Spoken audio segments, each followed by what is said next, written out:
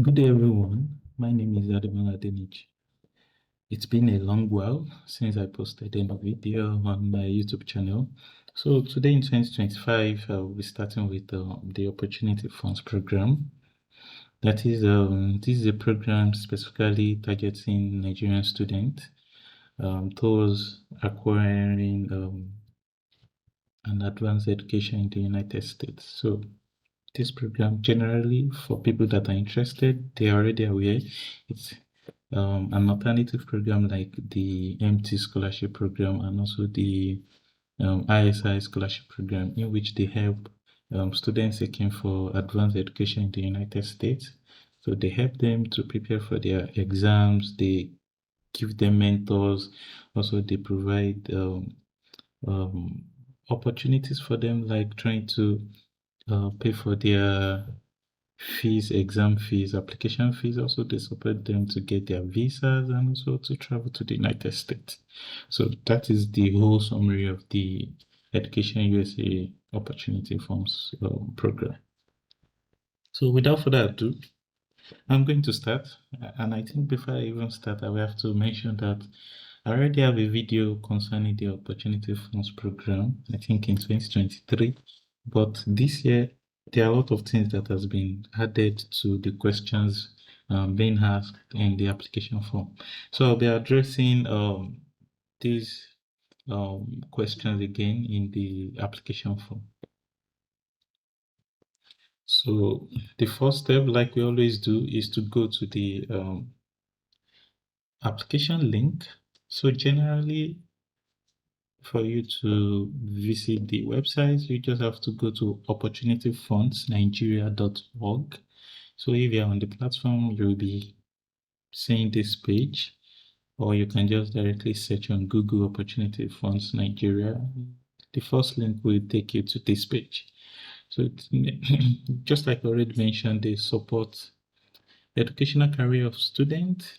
So they provide funds for students. And also you can go through the list of scholars to learn about their profile, their course of study, and also basically about their background. You can click on this part to learn more about them. Also, I think I should just make sure this video is very short. So I'll click on apply here. So majorly there are two programs. The one for undergraduate, people looking to study uh, for undergraduate in the United States, and also people looking for to masters or PhD in the United States. So, but for this video, because I think more applicants are always like towards the graduate application part, so I'll be discussing about the OFP 2025 graduate application form. So here are the list of forms that you need. Another thing to pay attention to is the deadline, 30th of April 2025. So here are the list of required documents, transcript. Of course, people can say, can I use all these results I collect every semester? Yes, of course, you can use it in as much you have them in PDF. You can use that as well. So you don't really have to get like official transcript for you to upload. Copy of statement of results. Yes, you can use that. Not necessarily you have to have like the real certificate. Your CV. Yes, you have to submit your CV. Also, certificate of achievement. So if you have some certificate, maybe you've taken online courses, anything that you feel like it can improve your application, you can add it as much as possible. It can be 40, say, because I've seen people have all these numerous certificates. So I think you can put them as much as possible. Also for people that have written GRE. So you writing the GRE doesn't mean that, if I include it, will it affect my chances? No, it will not affect it. In fact, it will improve because they know that if they give you this opportunity, maybe they will not be funding you again for GRE. So they can fund you. It means, okay, if you are selected, you are like, you reduce their cost on your own profile, basically. So majorly, if you've written any exam, you can mention this. So not necessarily just the GRE. So you could have written the TOEFL or IELTS and maybe they will not sponsor you again for this exam, you can just say, okay, they can just sponsor you for GRE. So now I try to create an application form. So, okay, I'm going to click. When you click apply here, you click OK. So, majorly very easy to create an application form. And yeah. So, here you just have to, you have this 5 personal information, academic and school, short answer questions, SOP, required documents, review application, and submit. So here you have all these 5 highlights. So it is split into 5 portions. So here we have the personal information part. So here you can click on this arrow to go to the next part. So here what you'll be doing your legal name. All these are just normal stuff to fill. Also, there's another part here that states your mother current occupation, their workplace, and monthly salary. So it's important for you here to fill in all these applications. I think yeah. Somebody was asking me how my parents they earn like I think maybe like 200,000, 300,000, 400,000. All this amount doesn't necessarily mean that if you feel it, it's going to limit your chance. No, it won't, because we already know the current situation in Nigeria today. Even if your parent is earning 400,000, it's like almost completely useless in the Nigeria of today, especially if you have a lot of siblings like five, six. This money cannot even sustain you to buy food stuff. So majorly just try to specify all these salary. So it doesn't mean that, oh, if I put all this money, will it affect your application? No, because that's why we have the interview stage. So during the interview, they will get to know you better. They will get to know your family better. They will get to know how you are really faring in your family. So I think this, you don't have to hide all this information, because even though if you lie, it doesn't mean that you'll be selected, because people that are selected, they ensure that they meet all the required criteria. So not necessarily mean that, if you put 0 for your monthly salary of your parent, doesn't mean you'll be selected. So I think you should have that at the back of your mind. Also, if for people with deceased parents, you can also list the name, occupation, workplace, and monthly salary of a legal guardian. So I think that part is one of the places I get asked question a lot. The next part, how many direct siblings do you have? So you can see. So there are a lot of things they really pay attention to. So even though if your parents are earning 500,000 and you have like 8 siblings, so it's like also showing indigency, and then also basically. Please state whether they are in university, the university they attend, and what grade or level they are in. So it's important you state this part as well. How many dependents are currently living with or supported by a family? What is their relationship to you? So so you have to state if your parents are also helping other people. So maybe people that are not necessarily part of your family. So you have to state what was the total cost of your tuition fees, including housing, for your final school year. So you have to state all these things. And also, if maybe for some people they earned some scholarship, you can say all these things. Who paid your university's fees? Like I said, people probably you receive scholarship, or maybe your uncle, or it can even be from your own work. Maybe you have nobody that is going to sponsor you. Maybe you're the one sponsoring yourself. You can fill all this information. If your university's fees are paid by a relative other than your parent, how many other children's fees are paid by this same person? So you have to list all this. Personally, I feel all these questions are very simple, in as much you want to be truthful. So just state all this information as it relates with you. So I've seen cases where people, maybe it is their uncle that sponsored their education, maybe it's somebody else. I've seen, because I had the opportunity to serve in as interviewer for some Michael Taiwo scholars, and you see all these type of situations for different people. Maybe it is their uncle. There are people that sponsor themselves for education, and I think you have to just say this information as it is, so you don't really have to lie about your circumstances. So mention them as it is. If you change it to something else, it doesn't necessarily mean you'll be selected. So just fill this information as it is. Yeah, this question is for those from outside of Lagos and Abuja area. If you live far from Abuja or Lagos, do you have someone you can stay with in Abuja or Lagos when attending opportunity funds program meeting or taking exams? So usually, I think everybody should pick yes, because that also means that, okay, of course, right now as you're filling the form, it doesn't mean that you might not even have anybody in Lagos or Abuja, but I think as time goes by, you can try to speak with people that you can stay with. So I think this shouldn't really be a problem. So yeah, you can just select yes. And in the top part, please describe why you are applying for the Opportunity Funds Program. So you really have to state this. And majorly how to really answer this question is for you to write in such a way that you answer all the criterias. Because if you go to, I think from the starting part of this application, they list all the criteria. Like maybe I should click on About Us. So maybe I should try to do this. About Us or Scholars. Maybe I should click on Scholars because I was seeing the criteria in which they use to pick the scholars. I don't know, my network is not very good. So now, anyway, yes. So if you click on scholars, okay, maybe I'll click on About Us. Yeah, I think it's here. Here you can read about the Education USA when you click on About Us, program timeline. So here we have apply online, interview, program start, and blah, blah, blah.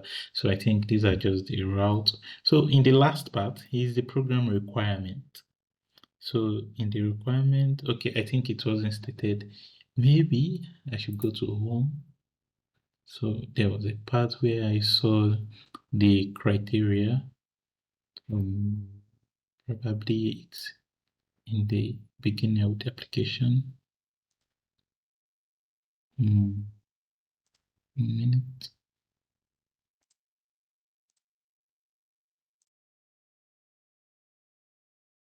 So majorly, I try to find the stuff in About Us. So when you click on About Us, you will see what do we look for. In what do we look for, you will see all these criteria. You have to demonstrate strong academic record, robust participation in extracurricular activities, involvement in leadership roles, excellent community service participation, lack of financial resources. So if you're answering the question, why did you apply for the OFP program? I think you should try to make sure your write-up is answering all these different questions. So you have to demonstrate the strong academic record. Okay, you have to say all these things. You have to mention all these things: robust participation in extracurricular activities, involvement in leadership roles, excellent community service participation, lack of financial resources. So you have to make sure your write-up falls within all these things. Also read about the About Us. Okay, how the Education USA have been helping different students from poor, especially from poor background, to achieve their dreams of pursuing advanced education. I think this is very important. So now I'll go back to the form. So going back to the form, I'll click on apply here, then I'll wait login.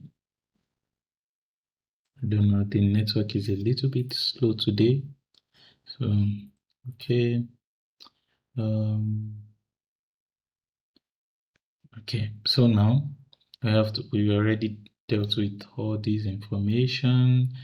The next one is, okay, I think I really want to come back to one question where it was saying, what was the total cost of your university's fees, including housing, for your final school year? Just like it was stated, for your final school year. So just for your final year. Okay, maybe you are you spent like 4 years for your undergraduate, or what you spent for your 400 level. And I think this type of question is really nice because they want you to account for your maybe like project fee and all these things that you did to spend on your project and everything. So you can detail everything.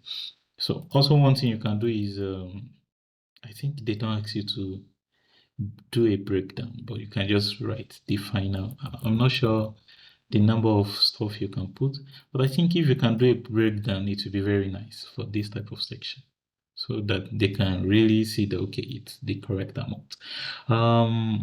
Also in the next, okay, describe why you're applying for the opportunities funds program. So you have to um, do all this. The next part is academic and school info. Your university name, HOD name, cell phone number, all these are straight. List all extracurricular club, sport, and activity that you participated in at the university in your community. So make sure you do this. And they said the one to which you devote the most energy, put asterisk. So you have to put asterisk the one you feel like it makes most sense to you, or you devoted the most time and energy. So you have to put all this information. Please describe which of these activities has the most meaning for you and why. So you have to list them. Maybe it's the activity that aligned with your research interest. It can even be where you found your passion for a particular research line. It can be something that make you about, probably you're really passionate about helping people, because at the end, research always leads to helping not just a small portion of people, maybe worldwide and everything. So majorly you have to like describe the one that makes the most meaning to you. It can even be probably where you represented your community in something. So maybe that has really improved your communication skills. It improved your interpersonal skills, because communication skill is really important. It's without communication, I don't think you can advance anywhere. So yeah, maybe it improve your communication skills, that you are able to, maybe you are really shy to face the crowd or to present your idea. You have phobia to do all these things. Maybe all this experience helped you a lot, and I think it can make the most meaning to you. So not necessarily about research, it can be about soft skills as well. It can even be analytical skills. Maybe they ask you to analyze something very difficult in your community and you did it and it made a very huge impact. So, and it has improved the analytical skills as well. So it can even be presentation skills, just like also intertwined with communication.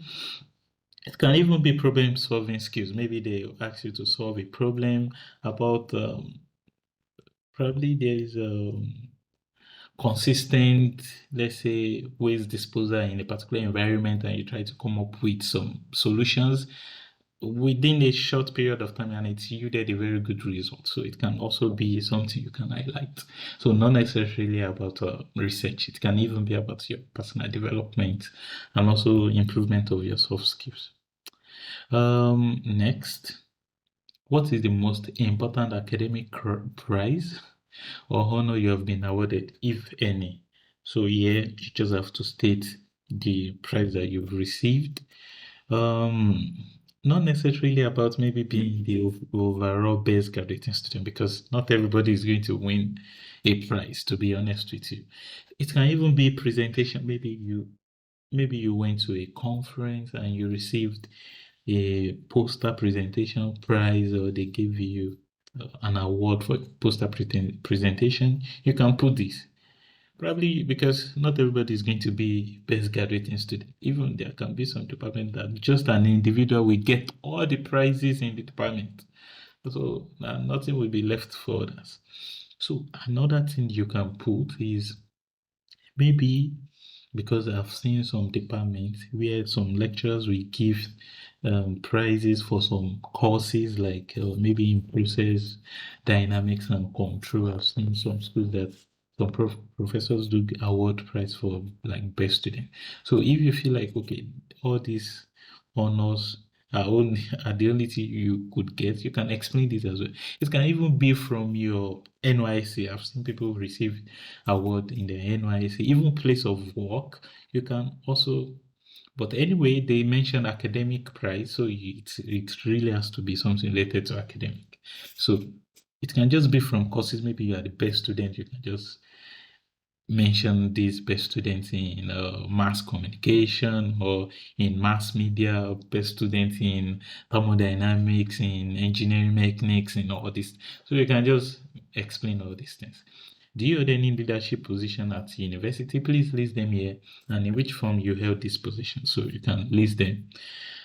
It can, okay, they said leadership positions at university.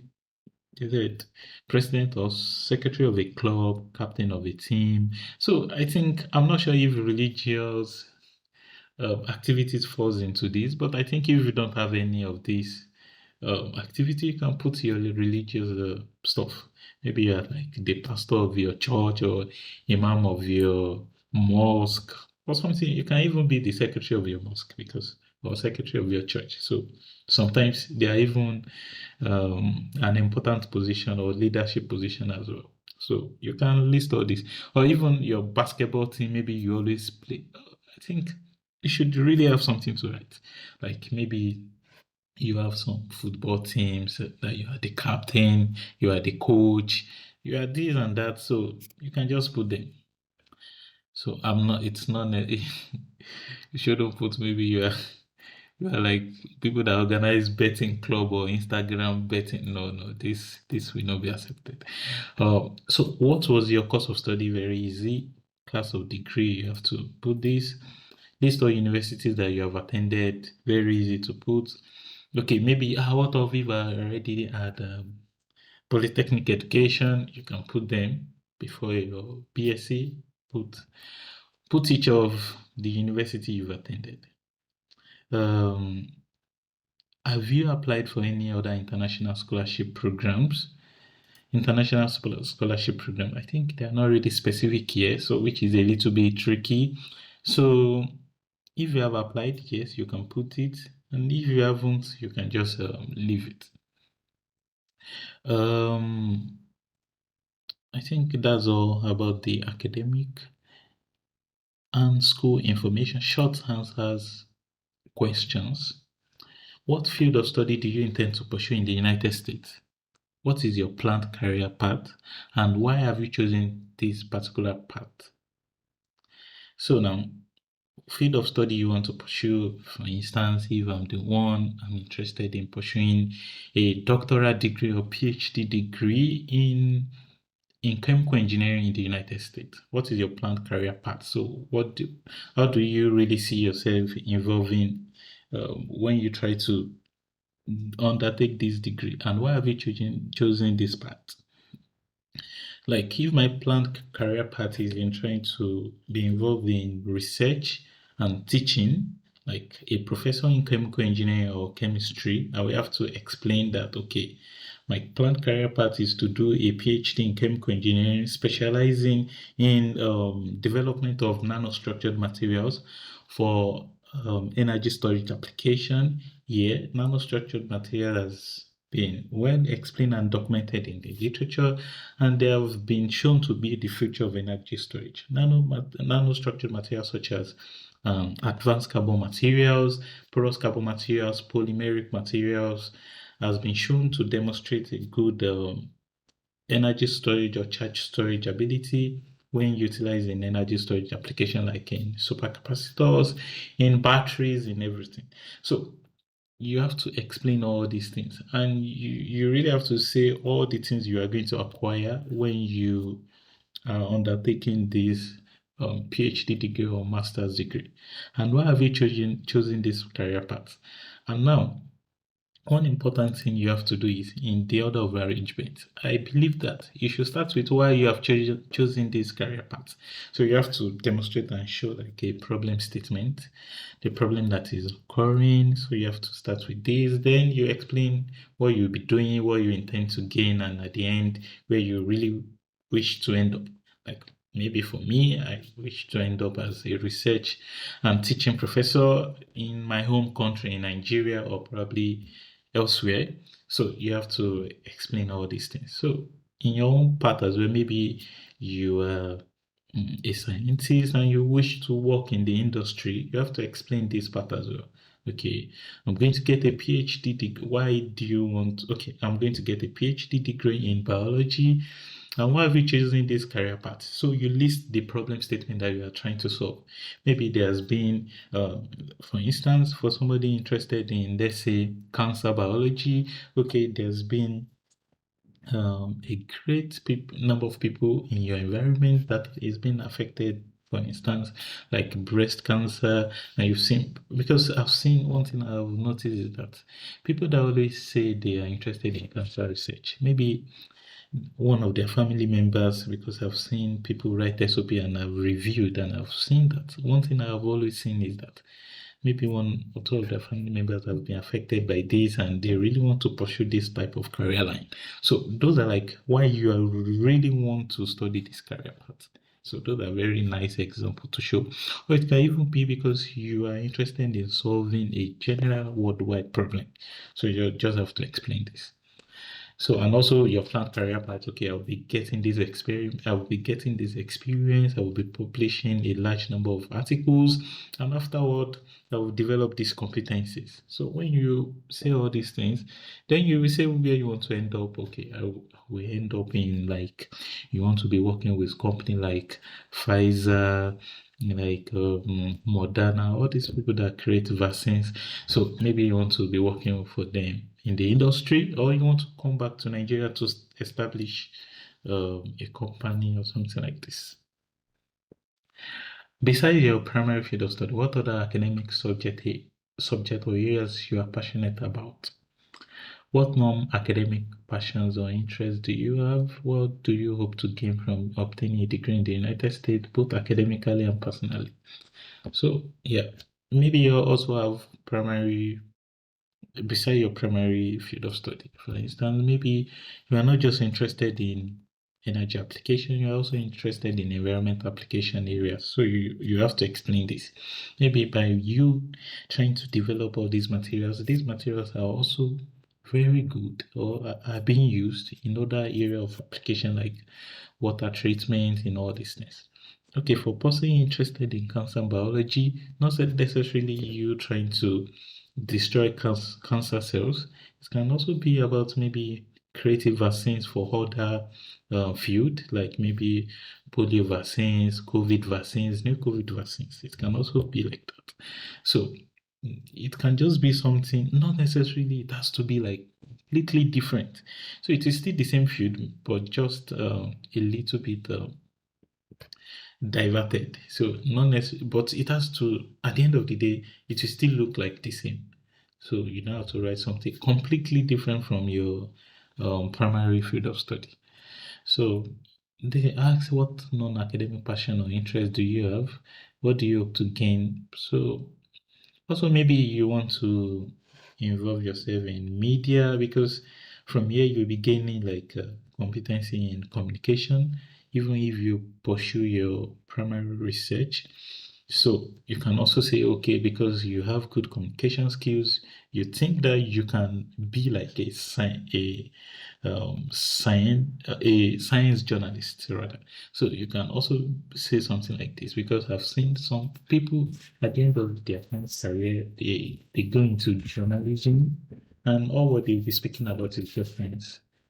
Of course, because they have this experience and they can just go into this field.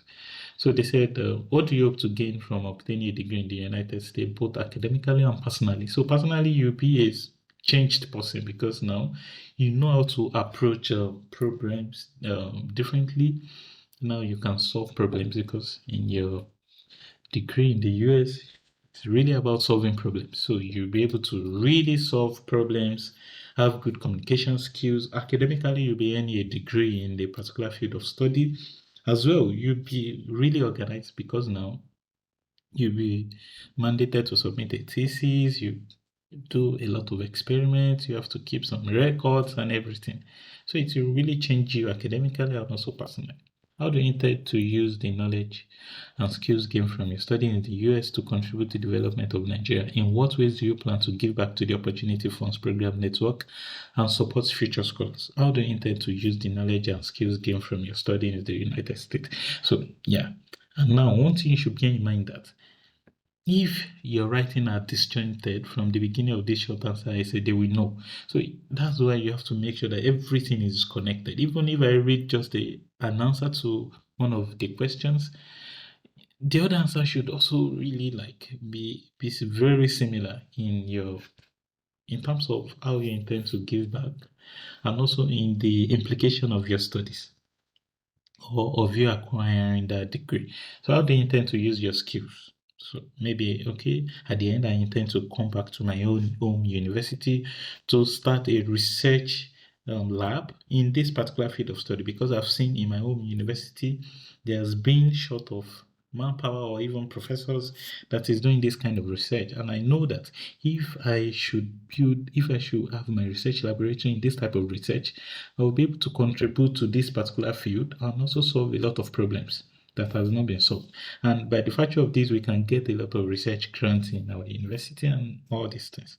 To help Nigeria in the global, okay, maybe you want to collaborate with government agency, national research agency, and you really have to help them by trying to maybe contribute with your professional knowledge. You can also contribute. So majorly, everything should be as a result of the outcome of your degree, like your future goals majorly. So everything should be interconnected. So if you want to start a company, or maybe you want to return back to Nigeria, I think that should be the major aim of everybody going abroad, to return back to Nigeria. In what ways do you plan to give back to? Yeah. How do you plan to give back to the Opportunity Funds network? So majorly, okay, you want to help other incoming scholars. You want to maybe post them on social medias to really sensitize other new applicants about the OFP programs. Maybe you want to contribute with your skills. Probably you have social media skills, software development skills. Maybe you want to create an app for Opportunity Funds program. Maybe you want to contribute financially. You can donate, because I'm not sure maybe they ask for donation, but maybe you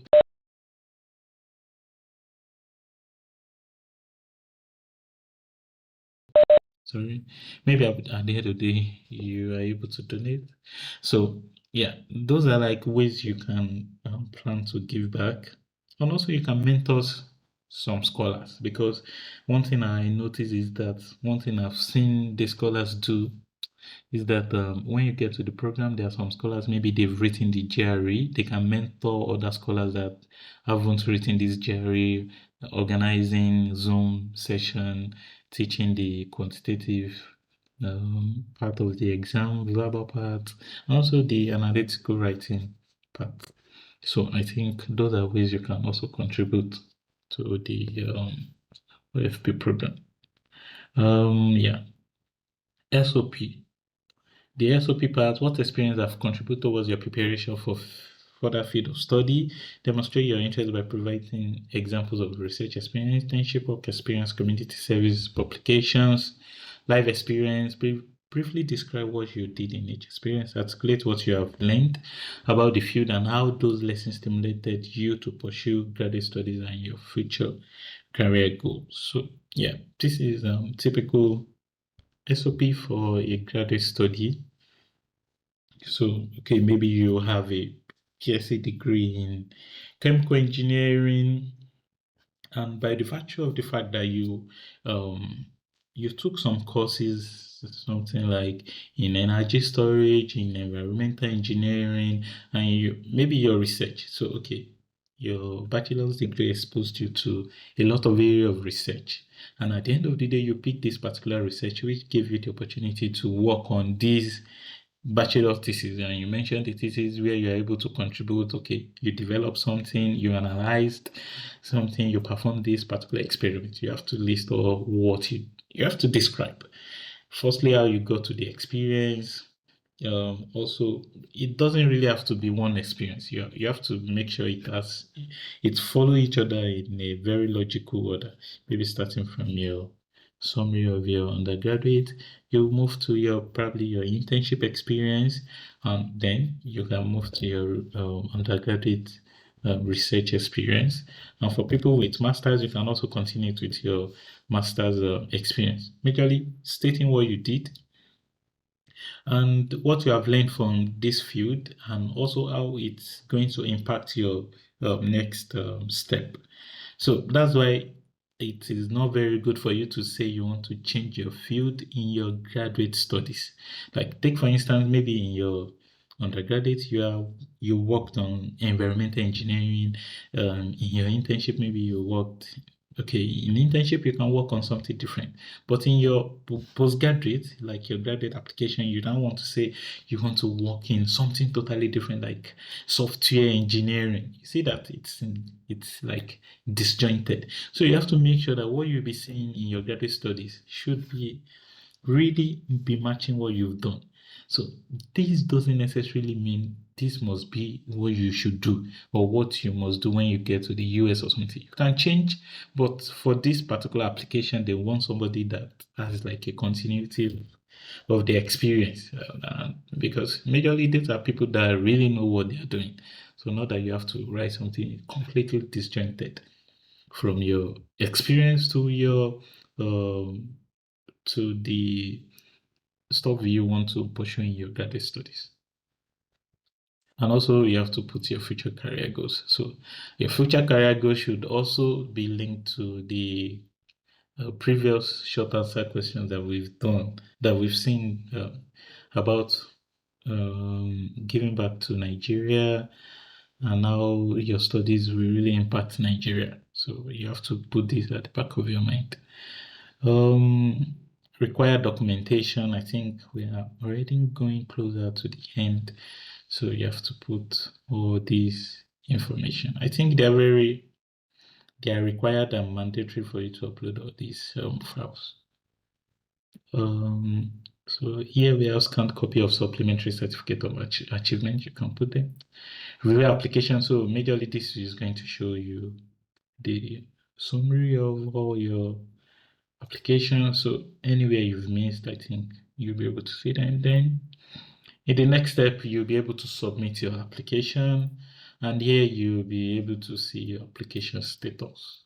So I think basically I think you can also upload your pictures as well, so which is important. At the end, we are majorly at the end of this video, so I wish you guys good luck. If you have any question or you feel like I did not pay more attention to a particular question, or probably you need an elaborate answer to a question, or you have like a question specific to your situation, a situation specific question rather, so you can put the question in the comment, or you can contact me on LinkedIn, or probably you don't want to put it in the comment section. You can just contact me on my LinkedIn. You can inbox me. Also, probably it will not be easy. Maybe if you are just sending me a message for the first time on LinkedIn, I think majorly you can just comment your profile on the comment section. I'm going to just connect with you. So yeah, so majorly I think, but the fastest way for you to reach out is just to put your question in the comment section. So just put it in the comment section. I will reply as fast as possible. So I want to wish you guys good luck in your application. Also, if at the end of the day you don't get this opportunity funds program, you don't have to be disappointed, because there are a lot of people applying, and I think they can only choose very few candidates. So make sure you don't feel disappointed if you don't get the scholarship. But one thing you should bear in mind is that this application will really make you really make you prepare yourself for applications into the US, because now you start to get all your applications together, and also all the information you've entered will be very useful for that scholarship application as well. So don't feel disappointed if you are not selected. So I want to wish you guys good luck in the application, and see you guys very, very soon. Also, lastly, don't forget to subscribe to the YouTube channel, because I think it's like motivation for me to create more videos. So see you guys very, very soon.